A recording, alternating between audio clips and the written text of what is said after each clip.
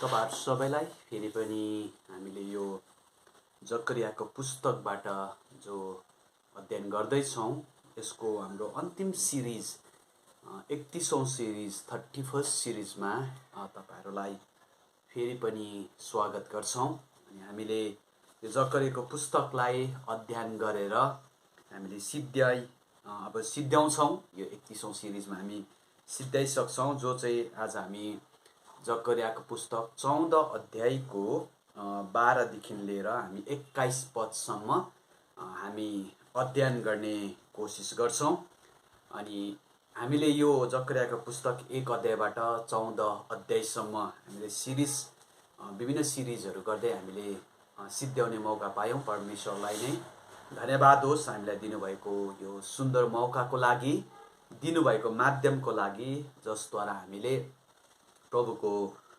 वचनलाई अध्ययन गर्ने अनि कतिवटा कुरा सिक्ने सिद्ध्याउने हामीले मौका पाएका छौं र आउँदो दिनहरुमा हामी फेरि पनि अरु पुस्तकहरुबाट अध्ययन गर्ने कोसिस गरौं।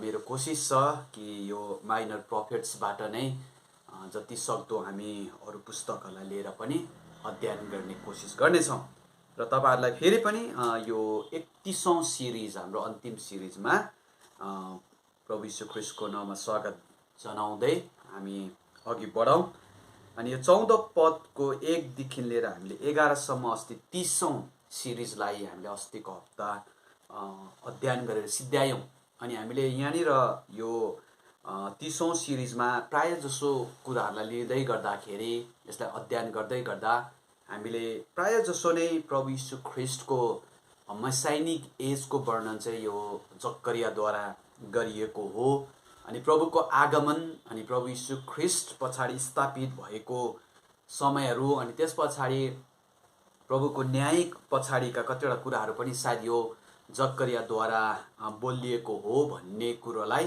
हामीले अस्तिको 30औं सिरिजमा हामीले हेर्दै थियौं अनि यो 31औं सिरिजलाई अध्ययन गर्दै गर्दा पनि कतिवटा कुराहरु हामी पद-पदलाई हेर्दै गर्दा कतिवटा कुराहरु चाहिँ हामी सायद भविष्यको दिनहरुमा अथवा मसाइनिक एज प्रभु यीशुको समयहरु अनि प्रभु यीशुद्वारा भएको कतिवटा कुराहरु अनि कति चाहिँ हामी पछि प्रभु यीशुको आगमन भइसके पछाडी सायद यो घटनाहरु यो कुराहरु चाहिँ भविष्यको दिनमा हुन सक्छ अनि भविष्यको कुराहरु गरिएको हो भन्ने कुराहरु पनि सायद हामी यो जकरियाको पुस्तक यो 14 अध्यायको अन्तिम यो 12 देखि आज अध्ययन गर्दै गरेको कुराहरुमा हामी पाउन सक्छौं।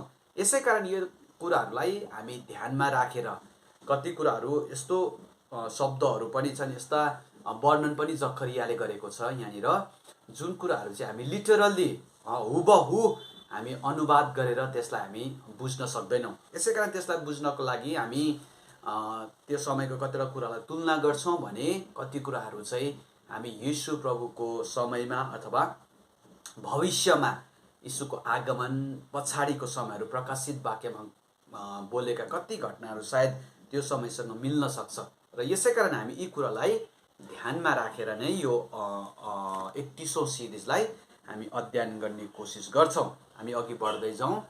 12 पदमा के भनेको छ, औ जति जातिहरुले यरुशलेमको विरुद्धमा लडाई गरे ती सबैलाई परमप्रभुले यस्तो रूढीले मार्नुहुनेछ, तिनीहरु आफ्ना खुट्टामा खडा भएर उभिएकोमै तिनीहरुको शरीरको मासु कुहेर जानेछन् औ तिनीहरुका आँखा तिनीहरुकै टोड्कामा भस्म हुनेछन् र तिनीहरुका जिब्रा तिनीहरुको मुखैमा कुही जानेछन्। र हामी यो 12 पदलाई अहिले पढ्दै गर्दा हामीले यो कुरोलाई हेरिरहेछौं। यद्यपि मैले यो अहिलेको नयाँ हाम्रो बीएसआई को नयाँ ट्रान्सलेसनबाट पढ्दै छु। कति कुराहरु सायद पहिलोको हाम्रो बीएसआई मा कति कुराहरु भिन्न पाउला, तरै पनि हामी यहाँ हेर्दै गर्दा अब परमेश्वरले चाहिँ जकरियाद्वारा के भन्नु हुँदैछ भने त्यो एउटा समय आउँछन्, त्यो दिन आउँछन् जब चाहिँ परमेश्वरको विरुद्धमा अथवा यरुशलेमको परमेश्वरको जातिको इजरायलको विरुद्धमा उठेका जति पनि कदमहरु छ, जति पनि जातिहरु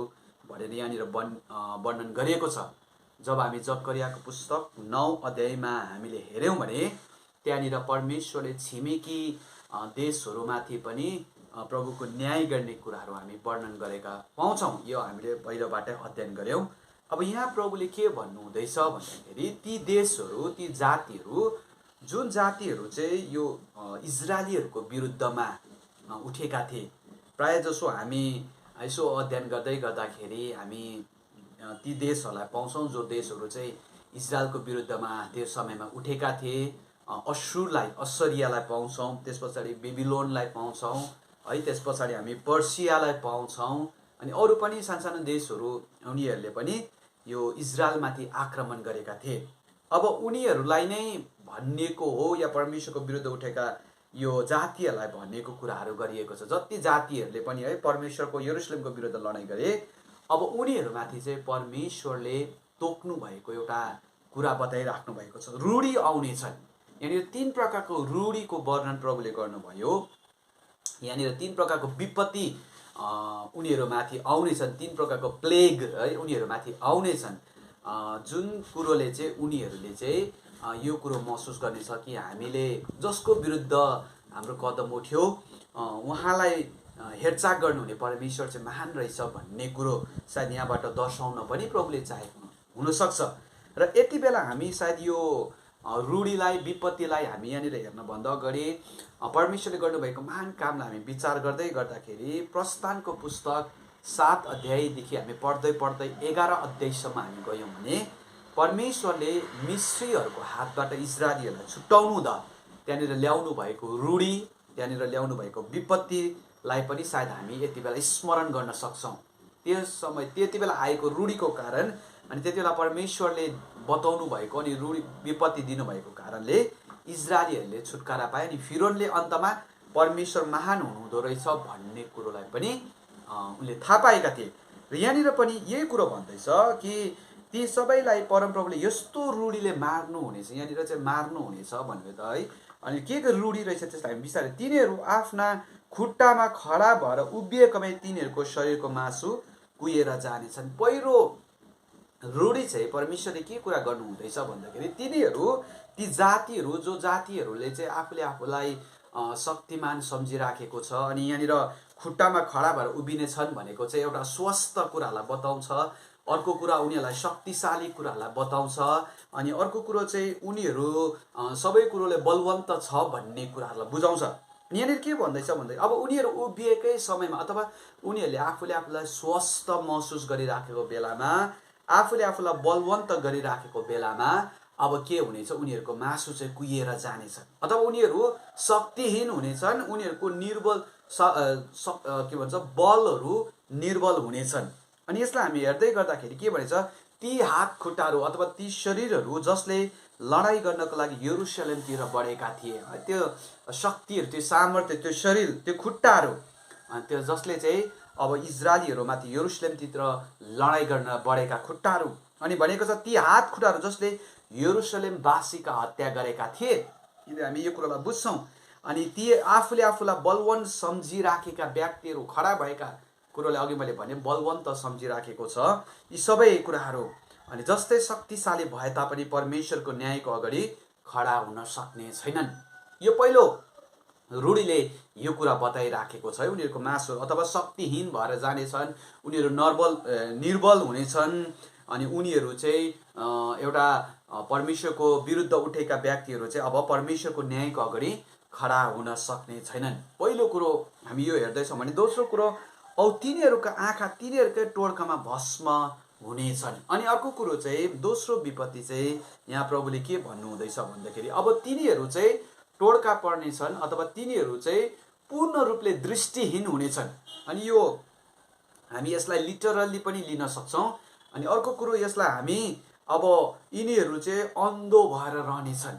यिनीहरूले जुन तरिकाले, अनि मैले यसलाई अध्ययन गर्दै गर्दाखेरि यसो भनेको छ, ती आँखाहरूले जसले यसो भन्ने छन्, ती अशुद्ध सहरलाई हेर्नुहोस् र सियोनलाई हाम्रो आँखाले निहालेर हेर्न पाओस् भनेर मिकाको पुस्तक 4:11 वर्णन गरेको छ। ती आँखाहरू जसले यरुशलेमको बर्बादीलाई, जब हामी यर्मियाको पुस्तकलाई पढ्छौँ, बिलापको पुस्तकलाई पढ्छौँ, एकदम विध्वंस भएको थियो, एकदमै त्यहाँनिर त्यो यरुशलेम सहर भत्काइएको थियो। अनि बिलापले त बारम्बार मैले भनिराखेको थियो, बिलाप 1 अध्यायले त भन्छ त्यो सहर त अब के भएको छ, विध्वंस भएको छ लासै लासको थुप्रो मात्र छ। अनि यो बर्बादीलाई देखेर ती दृष्टिहरू, ती आँखाहरू रमाइएका थिए। यिनीहरूले सायद आफूले आफूलाई महान सम्झिराखेको थियो। ती बर्बादी देखेका आँखाहरू होस् या सुन्दरतालाई, यरुसलेमको सुन्दरतालाई देखेर उनीहरूको त्यो भत्केका कुरालाई देखेर आनन्दित हुने आँखाहरू अब के भएर जानेछन्? दृष्टिहीन भएर जानेछन्। उनीहरूमाथि अब परमेश्वरको के गर्नेछन्? न्यायका कुराहरू हुनेछन् भनेर यहाँनिर दोस्रो रूढीले बताइराखेको छ। त्यस पछाडि तेस्रो भन्छ, र तिनीहरूका जिब्रा तिनीहरूकै मुखैमा कुही जानेछन्। अनि यहाँनिर अर्को कुरो के भन्दैछ भनेदेखि ती जिब्राहरू, त्यो जिब्रोहरू जसले चाहिँ परमेश्वरको विरुद्ध उनीहरूले बोलेका थिए, परमेश्वर, महान परमेश्वर, सृष्टिकर्ता परमेश्वरको विरुद्ध सायद उनीहरूले बोलेका थिए ती जिब्राहरू। अनि परमेश्वरको जनको विरुद्ध, यरुसलेमवासी परमेश्वरको जनहरू जसको विरुद्ध, परमेश्वरको जनहरूको विरुद्ध अन्यायका कुराहरू बोलेका थिए ती जिब्राहरू। अनि अर्को कुरो भनेको छ परमेश्वरलाई निन्दा गर्ने, ईश्वर निन्दा गर्ने जिब्राहरू पनि थिए भनेर भनिन्छ। जब हामी यसलाई पढ्नको लागि भजन सङ्ग्रह 12:3, यशाया 37:23 अनि 29लाई पनि हामी हेर्छौँ भनेदेखि के भनेको छ? अब यी सबै जिब्राहरू चाहिँ त्यही नै के भएर जानेछन्? कुही जानेछन्, नष्ट हुनेछन्, बोल्न नसक्ने हुनेछन्। अर्को भाषामा भन्नु भने अब उनीहरू लाटो हुनेछन्। बोलिराखेको जिब्राहरू पनि उनीहरूको लाग्ने छैन। अनि यहाँबाट परमेश्वरले यो कुरो बताइराख्नु भएको छ कि तिनीहरूमाथि चाहिँ, मेरो जनहरूमाथि लडाइँ गर्ने प्रियहरूलाई पनि अब के गर्नेछन्? परमेश्वरले न्यायका कुराहरू, रूढीका कुराहरू चाहिँ यहाँनिर प्रभुले बताइराख्नु भएको छ है। सबै कुराहरू नष्ट भएर जानेछन्। दृष्टि, बोल्ने, हेर्ने आँखा, अनि बोल्ने जिब्रा, अनि के भनेको छ? हिँड्ने हात खुट्टा, शरीरले के भएर जानेछन्? कुहिएर जानेछन्। यो भयो 14 पदमा हामी यसरी अध्ययन गरिराखेका छौँ। त्यस पछाडि 12मा अब 13ले भन्छ, त्यस दिन तिनीहरूका बीचमा परमप्रभुको तर्फबाट ठुलो घबराहट पस्नेछ, र तिनीहरू हरेकले एउटाले अर्कोको हात समात्नेछन् र एउटाले हात अर्कोको विरुद्धमा खडा हुनेछन्। अब यो विपत्ति, जब यो रूढी चाहिँ यो जातिहरूको विरुद्धमा आएको हुन्छ, यहाँनिर हामीले त्यस दिन भन्ने कुरोलाई धेरै समय, धेरै अगाडि हामीले अध्ययन गरिराखेका थियौँ। त्यस दिनको हामीले निश्चित कुरोलाई हेरिराखेका छैनौँ। 13 अध्यायको 1 पदमा जब हामीले पढ्दै गर्दाखेरि त्यस दिन भन्ने कुरोलाई हामीले यसमा अध्ययन गर्ने कोसिस गरेका थियौँ। अनि सायद लाग्छ हामीले 28औं सिरिजमा यो त्यस दिन के हो भन्ने कुरोलाई हामीले अध्ययन गर्दै थियौँ। अनि त्यसलाई म दोहोऱ्याइरहदिनँ। तर यहाँनिर हेर्दै गर्दा त्यस दिनलाई हामी यहाँनिर अनुवाद गर्दै गर्दाखेरि चाहिँ जब त्यो रूढीहरू चाहिँ ती जातिहरूको विरुद्धमा जब हुनेछन्, परमेश्वरले आफ्नो विपत्ति उनीहरूको विरुद्धमा पठाउनेछन्, सजाय पठाउनेछन्, जब यो कुराहरू चाहिँ उनीहरूले सुन्नेछन्, देख्नेछन्, आफ्नो आँखाले देख्नेछन्, महसुस गर्नेछन्, तब उनीहरूभित्र चाहिँ परमेश्वरको घबराहट पस्नेछन्, त्रासित हुनेछन्, चिन्तित हुनेछन्, भयभीत हुनेछन्। उनीहरूले आफूले आफूलाई भएको कुराहरू लिएर आउनेछन्, भयभीत भएर बस्नेछन् उनीहरू। यहाँनिर भनेको छ त्यस दिन तिनीहरूका बीचमा परमप्रभुको तर्फबाट ठुलो घबराहट पस्नेछ। यो चाहिँ परमेश्वरले न्याय गर्नुभएको हो। परमेश्वरले, हामीले जसको विरुद्ध कदम उठाएका थियौँ उनीहरूको लागि चाहिँ परमेश्वर अब लड्नु भएछ हैन। यहाँनिर हामीले अस्ति 30 अध्यायमा हामीले 30औं सिरिजमा हामीले हेर्दै थियौँ नि, त्यहाँनिर 14 अध्यायको 3मा भनेको थियो नि, तब युद्धको दिनमा लडाइँ गरे चाहिँ परमप्रभु निस्केर ती जातिहरूसित लडाइँ गर्नुहुने। साँच्चै नै परमेश्वर चाहिँ अब आउनु भएछ। परमेश्वर चाहिँ यो इजरायलीहरूमा भएर हामीसँग लड्नु हुँदो रहेछ। त्यो विपत्ति अब हामीमा आएको छ भनेर उनीहरूको बिचमा चाहिँ के गर्ने रहेछ? घबराहटका कुराहरू पस्ने रहेछ, त्रासित हुने रहेछ, भयभीत हुने रहेछ, चिन्तित हुने रहेछन्, खलबली मचिने रहेछन्। ला हामीमा त के भयो होला? यो प्रकारको अनुभव त हामीले गरिराखेका थिएनौँ। अहिले हामीसँग लगभग 3 वर्ष, अब अहिले यो वर्ष त करिब हामीलाई धेरै शान्तको अनुभव भइराखेको छ। जब हामीमा कोभिडको पहिलो समयहरू आयो, पहिलो वर्षहरू, पहिलो दिनहरू हामीले एकपल्ट निहाल्यौँ भने हामी पनि त्यो घटनाले दिएर त्रासित, भयभीत, घबराएका, चिन्तित भएका व्यक्तिहरू, ला अब के पो हुन्छ होला, यसरी पो मानिसहरू मर्दैछ, यो के होला भन्ने कुराहरू हामीले पनि महसुस गरेका छौँ। अनि त्यही कुराहरू यहाँनिर जब त्यो न्यायका कुराहरू आउँदाखेरि अरूहरूमा देख्दाखेरि चाहिँ यिनीहरूले यो परमेश्वरको घबराहट अथवा परमेश्वरले गर्नुभएको कार्यलाई देख्दा यिनीहरू पनि चिन्तित हुनेछन्, र तिनीहरू हरेकले एउटाले अर्कोको हात समात्नेछन् र एउटाले हात अर्कोको विरुद्धमा खडा हुनेछन्। अब त्यो चिन्तित भएको कारणले गर्दाखेरि यिनीहरू बिचमा के हुने रहेछन् भन्दाखेरि चाहिँ पहिलो कुरो चाहिँ सायद यहाँनिर एउटा कुरा वर्णन गरेको छ, एउटाले अर्कोको हात समात्ने छ भनेदेखि अब चाहिँ हामी एकादुस्रालाई आश्वासन दिने कुराहरू होइन। हामी अब यस्तो विपत्तिभित्र पनि हामी एकादुस्रामा बाँच्छौँ, हामीमा त्यो सामर्थ्य छ, या त एकादुस्राको हातले त्यो जातिहरू अब एकादुस्रासँग फेरि मिलापमा आएर एकादुस्राको हात समातेर लडाइँ पो गर्नका लागि अथवा त्यो आएको विपत्तिसँग लड्नको लागि होइन। जसरी हामीसँग कोभिड आयो अनि अब यो कोभिडलाई जित्नुपर्छ भनेर सबै देशका मानिसहरू के गरे, एक भए अथवा हाम्रो सरकारहरू एक भए अनि एक भएर अब यो आएको विपत्तिमाथि चाहिँ हामी के गर्नुपर्छ, लड्नुपर्छ भनेर चाहिँ एकादुस्रालाई सघाउ पगाउ गर्ने कामहरू गरे, एकादुस्रालाई हेल्प गर्ने काम गरे। कति जग्गामा कमजोर देशहरूलाई भ्याक्सिनहरू पठाएर हुन्छ, आर्थिक कुराहरू पठाएर हुन्छ, या कति जग्गामा परिआएको समयमा कति कुराहरूले सहायता पुर्याएर हुन्छ। त्यो एकादुस्रालाई सहायता गर्ने काम, हौसला दिने काम गर्छन्। भनेदेखि अर्को कुरा भनेको छ फेरि अब एउटाको हात अर्कोको विरुद्धमा खडा हुनेछन्, होइन त्यति मात्र होइन, तर यो विपत्ति त तिमीहरूको कारणले गर्दा आएको हो।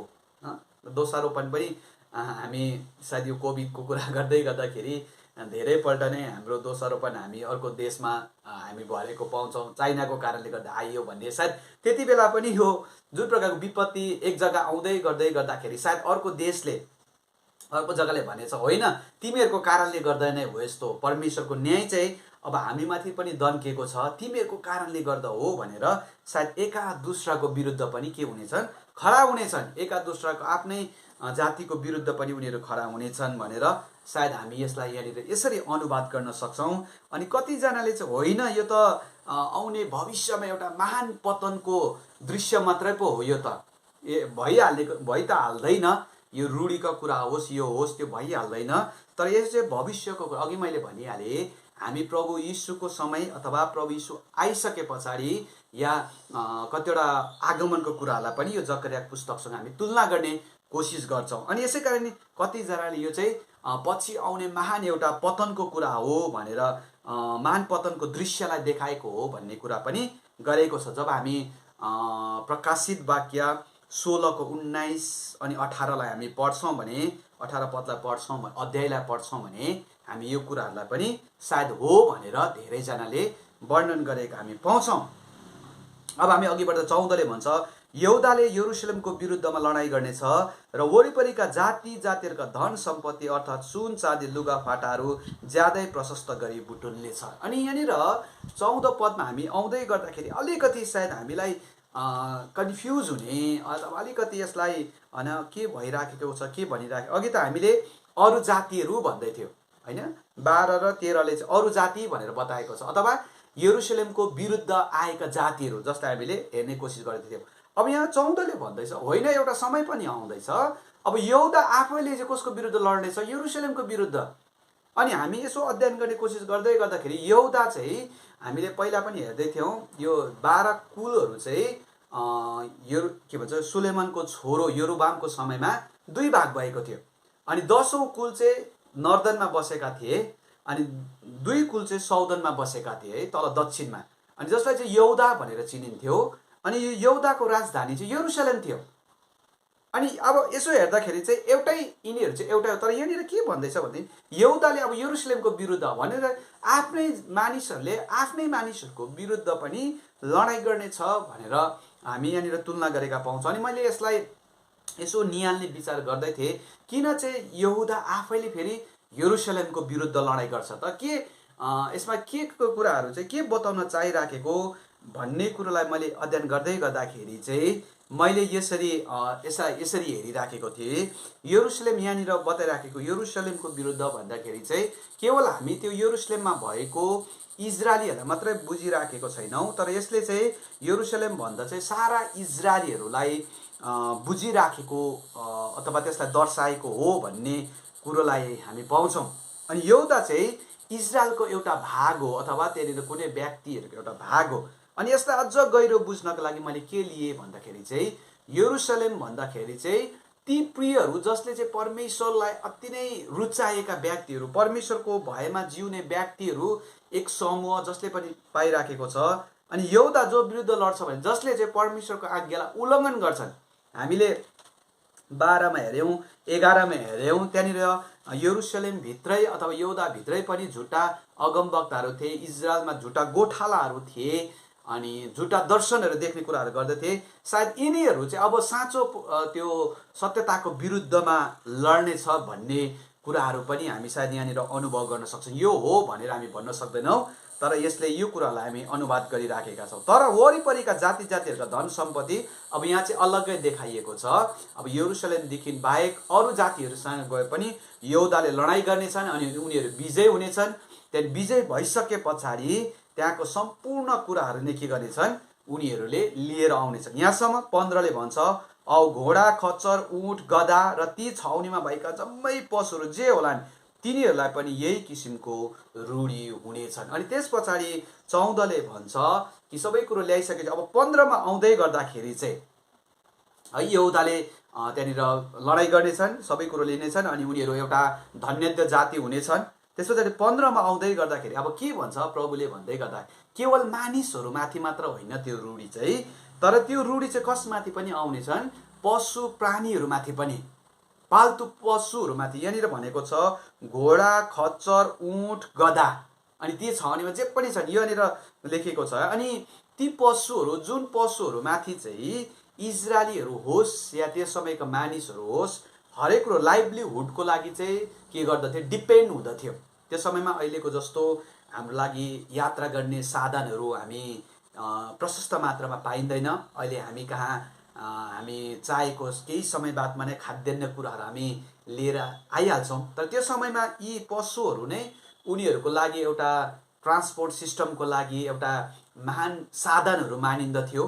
अनि अब यीहरूमाथि नै के गरिदिएछ भने परमेश्वरको न्यायका कुराहरू, जस्तै घोडा उँट खच्चरहरूले लडाइँमा पनि प्रयोग गरिन्दथ्यो है, लडाइँको लागि एउटा महान पशुहरूको रूपमा पनि योलाई प्रयोग गरिन्दथ्यो। अहिलेको जस्तो हाम्रोमा आधुनिक हतियार मोडर्न वेपन्सहरू त्यति बेला थिएन। अहिले त एक जग्गा बसेर अर्को देशलाई उयो गर्ने कुराहरू, तर त्यति बेलाको समयमा यो लडाइँको लागि पनि अब यहाँनिर परमेश्वरले भन्नुहुन्छ होइन, मानिसहरूसँग मात्र होइन, तर अब चाहिँ यो चाहिँ के हुनेछन्, पशुहरूमाथि पनि यो चाहिँ रूढी चाहिँ आउनेछन् अथवा पशुहरूमाथि पनि परमेश्वरको न्यायका कुराहरू चाहिँ बढ्नेछन्, जसमाथि यिनीहरूले भरोसा गरेका छन्, जसमाथि यिनीहरूले आस्था राखेका छन् अनि जसको चाहिँ भरमा यिनीहरू बसेका छन्। अनि हामी बाइबलमा हेऱ्यौँ भनेदेखि धेरै जग्गाहरूमा पशु प्राणीहरूमाथि पनि परमेश्वरको रूढीको असर परेको कुराहरू हामी पाउँछौँ। जब प्रस्थानको पुस्तक 12 अध्यायको 24-29मा, व्यवस्था विवरण 13को 15, यहोशू 7को 24देखि 25 पढ्यौँ भनेदेखि पशुहरूमाथि पनि परमेश्वरको विपत्तिका कुराहरू त्यहाँ पनि पाउँछौँ, रूढी आएका कुराहरू हामी त्यहाँनिर पनि पाउँछौँ। अनि यहाँनिर पनि 15ले पनि यही कुरो बताएको छ कि परमेश्वरको रूढी चाहिँ अब मानिसहरूमाथि मात्र होइन, तर ती पशुहरूमाथि पनि पर्नेछ भनेर भनिएको छ। 16मा, अब यरुसलेमको विरुद्धमा आइलाग्ने जातिहरूमा जति बाँचेका हुन्छन् तिनीहरू वर्ष वर्ष सेनाहरूका परमप्रभु महाराज धीरजलाई दण्डवत गर्न र झुप्रो बाँसको चाड मान्नलाई यरुसलेममा जानेछन्। अब रूढी टरिनेछन्, रूढीको समयहरू बितेर जानेछन्। अनि यो रूढीबाट पनि जतिजना पनि यरुसलेमदेखि बाहेक है अथवा इजरायलीहरूदेखि बाहेक जति पनि अरू विरुद्धमा उठेकोहरू छ, जतिजना पनि बाँचेकाहरू छन्, अब यो बाँचेको व्यक्तिहरूले पनि परमेश्वरको महानताको कुरोलाई चाहिँ महसुस गर्नेछन्। यहाँनिर भनेको छ बाँचेका वर्षपछि प्रभु परमेश्वरलाई पुकार्नको लागि भनेको छ। अब चाहिँ त्यो न्यायको कारणले गर्दाखेरि, त्यो रूढीको कारणले गर्दाखेरि, परमेश्वरको विपत्तिको, परमेश्वर ल्याउनु भएको विपत्तिको कारणले गर्दा अब अरूहरूमाथि पनि परमेश्वरको भय उत्पन्न हुनेछन्। अनि त्यो परमेश्वर चाहिँ साँचो रहेछ भन्ने उनीहरूले पनि थाहा पाइसकेर अब उनीहरू पनि सँगसँगै मिलेर, यहुदीहरू सँगसँगै मिलेर कहाँ जानेछन्, परमेश्वरलाई पुकार्नका लागि अघि बढ्नेछन्, परमेश्वरलाई चिन्नका लागि अघि बढ्नेछन्। अनि यहाँनिर भनेको छ उनीहरू वर्षैपछि चाहिँ परमेश्वरलाई दण्डवत गर्नका लागि यरुसलेममा जानेछन्। अनि यसको अहिले हामी बिस्तारै अध्ययन गर्ने कोसिस गर्छौँ। अनि अर्को के भन्छ, झुप्रो बाँसको चाड मान्नलाई यरुसलेममा उनीहरू के गर्नेछन्, जानेछन्, वर्षैपछि अब जानेछन्। अनि यहाँनिर धेरैजना त्यति बेला त यहुदीहरूदेखि बाहेक अन्यहरूलाई यरुशलेमको मन्दिरमा प्रवेश गर्न मनाइ थियो, तर जकरियाले यो बोल्दै गरेको त्यसलाई थिएन। तर धेरैजना यसलाई चाहिँ प्रभु यीशु ख्रिस्टमा विश्वास गरिसके पछाडि अब केवल यहुदीहरू मात्र होइन, अन्य जातिहरू अथवा अयहुदी गैर यहुदीहरू पनि उनीहरू पनि येशू प्रभुको कारणले गर्दा परमेश्वरको मन्दिरमा प्रवेश गर्नेछन् भन्ने अनुवाद पनि यहाँनिर हामी लगाएको पाउँछौँ। जोहरू चाहिँ अहिले हामीहरू हौँ, हामी यहुदी होइनौँ, गैर यहुदीहरू हौँ, तर यीशु ख्रिस्टको कारणले गर्दा हामी परमेश्वरको पवित्र भवनमा हामी जहाँ पनि गएर आराधना गर्न सकिराखेका छौँ। यो पनि हो भनेर धेरैजनाले अनुवाद गरेका छन्। तर यहाँनिर भनेको छ वर्षपछि उनीहरू परमेश्वरलाई पुज्नलाई के गर्नेछन्, जानेछन् भनेको छ। अनि झुप्रो बास सम्बन्धी अलिकति म तपाईँहरूलाई यहाँ बताइहाल्नु पर्यो। झुप्रो बास चाहिँ के हो भन्दाखेरि फिस्ट अफ टेबर्निकल्स पनि भनेर भनिन्छ, अनि फिस्ट अफ इन ग्यादरिङ अन्य भित्राउने चाड पनि भनेर भन्नेको कुरो चाहिँ प्रस्थानको पुस्तक 23:16 पर्छ।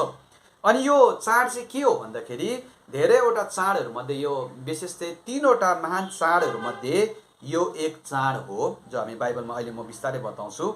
अनि यो चाडमा, यो झुप्रो बासको चाडमा चाहिँ इजरायलीहरू वर्षमा एकपल्ट चाहिँ यरुशलेम पुग्नै पर्थ्यो। अनि यो चाड 7 दिनसम्म मनाइनु पर्थ्यो, 7 दिनसम्म मनाइरहनु पर्थ्यो, पालन गर्नु पर्थ्यो, परमेश्वरको आदेश थियो। अनि यो चाडको समयहरूमा कसैले काम गर्नु हुँदैन थियो, सख्त मनाइ गरेको थियो। जसरी हामी साबत डेको कुराहरू गर्छौँ त्यसरी नै यो सख्त मनाइ गरेको थियो। अनि त्यहाँनिर त्यो चाड मनाउँदै गर्दाखेरि परमेश्वरले विविध प्रकारको बलिदानहरू चढाउनु पर्छ भनेर त्यहाँनिर वर्णन गरेको कुरा पनि छ। अनि असल असल अन्नहरू, फलफुलहरू चढाउनु पर्थ्यो त्यति बेला।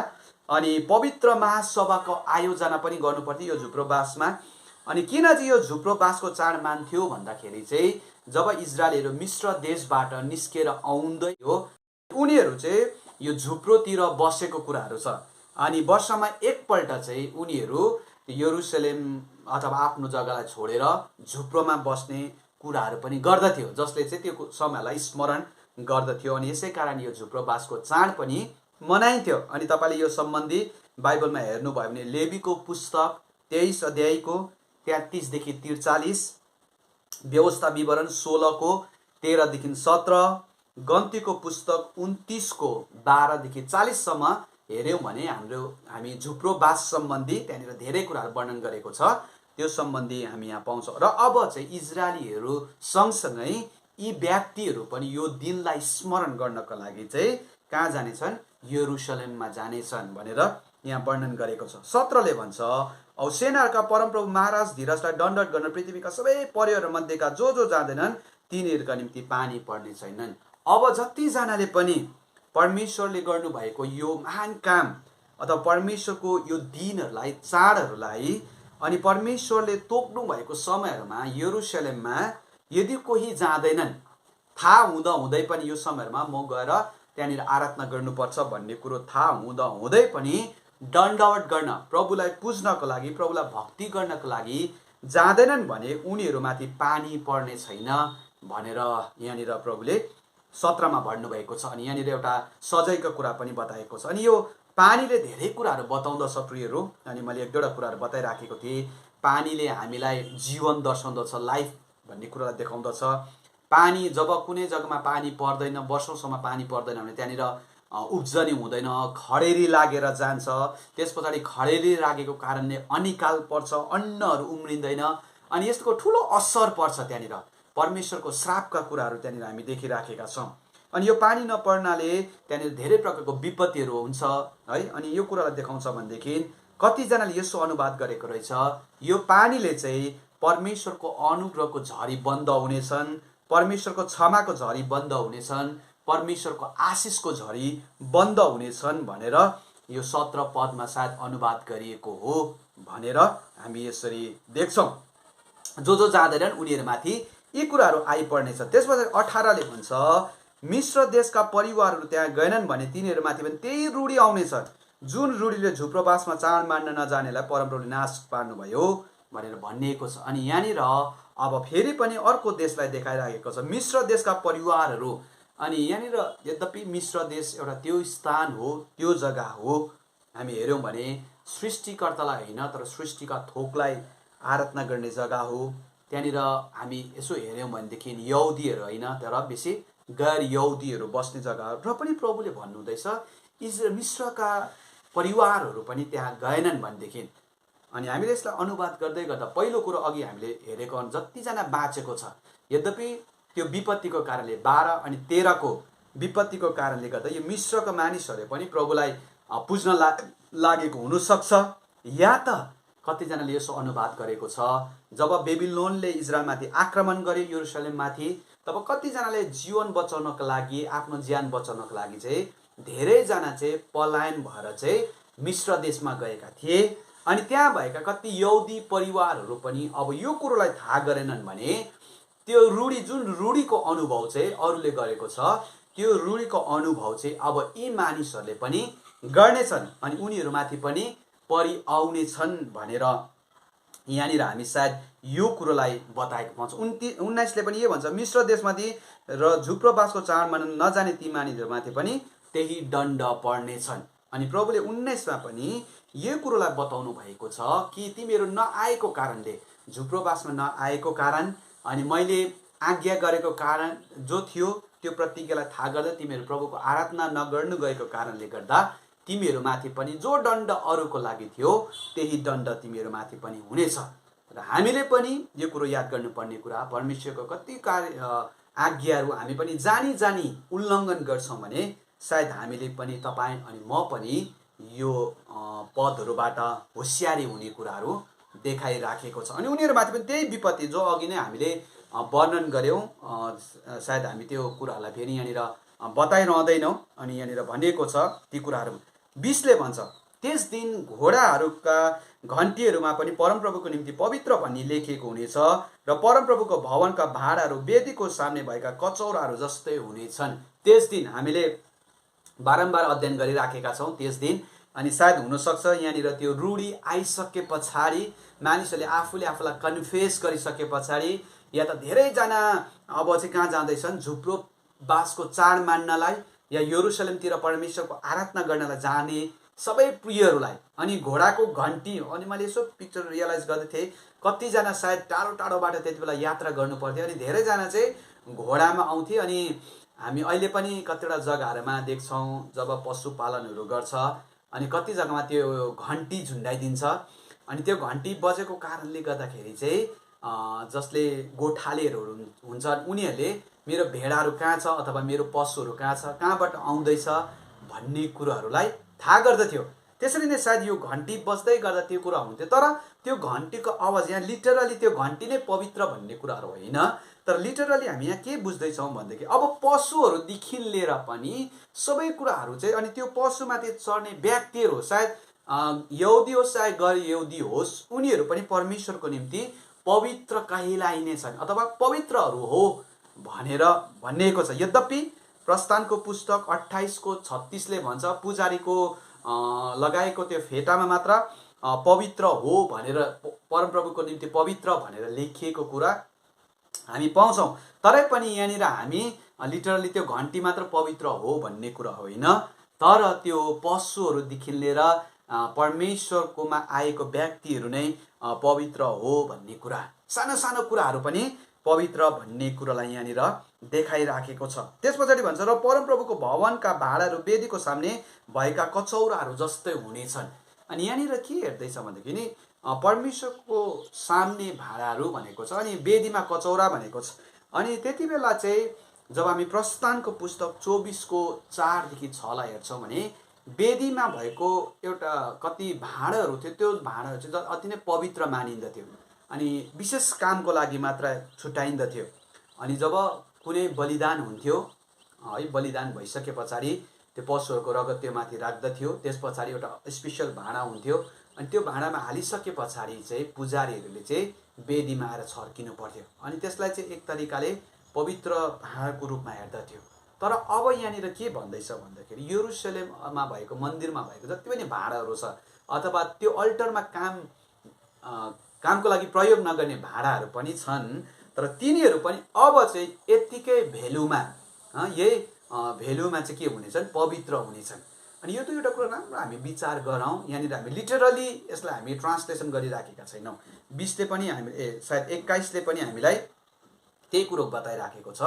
अनि भनिएको चाहिँ के हुन्छ, यरुसलेममा अब जति पनि व्यक्तिहरूले जस्तै आफूले आफूलाई अशुद्ध महसुस गरिराखेको थियो अथवा अरू जातिहरू पनि विभिन्न जग्गाहरूबाट आउँछन्, उनीहरू पनि अब चाहिँ त्यो प्रियहरू जस्तै अरू जस्तै के हुनेछन्, प्राथमिकता पाएका हुनेछन्, अरूहरू जस्तै हुनेछन् भनेर भनिएको छ। अनि सायद हामी 21लाई नि म पढिहाल्छु, त्यस पछाडि हामी यसको अनुवाद गर्छौँ। निश्चय यरुसलेममा र यहुदामा भएका हरेक भाँडा सेनाहरूका परमप्रभुको निम्ति पवित्र ठहरिनेछ र बलिदान चढाउने सबै मानिसहरूले आएर तीबाट लिएर तिनमा नै बलिदानको मासु उमाल्नेछन्। त्यस दिन सेनाका परमप्रभुको भवनमा फेरि कहिले कुनै व्यापार गर्ने मानिस हुने छैन। अनि त्यो समयहरू एउटा पवित्रताको समय। अनि यसले यो कुरोलाई हामी हेऱ्यौँ, 20 र 21लाई हेऱ्यौँ भने पहिलो कुरो येशू प्रभुको समय, येशू प्रभुमा आएको कारणले गर्दा अब सबै मानिसहरू के भएका छन्, पवित्र भइएका छन्। त्यसलाई अहिले हामी बिस्तारै हेर्छौँ।